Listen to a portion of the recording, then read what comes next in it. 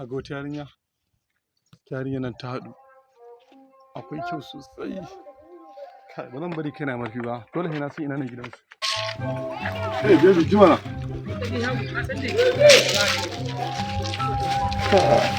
Gaskiya kin haɗu.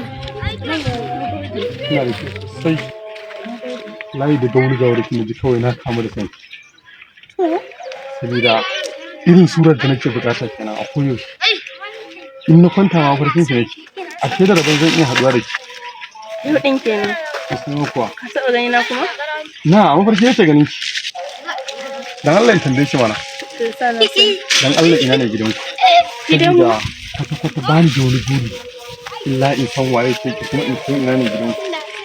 Domin soyayyar ki ta jima a zuciya na. Gaskiya ba lallai bane ka san gidanmu. Barki da mu. Zan iya jurewa zuwa gidan naku. Ki taimaka ki nuna min gidan naku. To shikenan inda ka matsa ka ce dole sai ka san gidanmu. Mu je nuna mu. Babu damuwa mu je mana. Nan ai ruwa yake neman kawo na. Ba ka ce dole sai ka san gidanmu. Sosai ma kuwa. Mu je ne. A nan gidan naku yake kenan? Nan dai? Ha da Allah ki dakata. Bari in shiga mu. Me kike nufi? Bari in shiga mu. Ha kina nufin ke ba mutum bace kenan?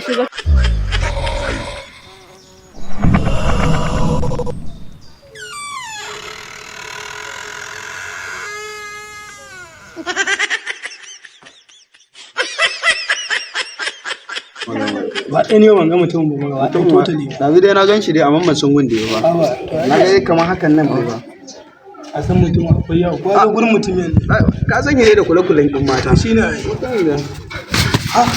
Ya dai? Kai ga haka har a can ne ga mun da yarinya.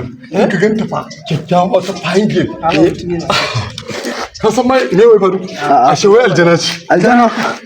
Kwarar kuwa. Aljana ba. Kace ta nuna min gidansu kawai ta kai ni bakin ruwa ta aji. Kawai muna zuwa daga tabbaci. Bismillah. Wallahi. Kai da muke gama. Tace min nan ne gidansu. Kada na kula mata.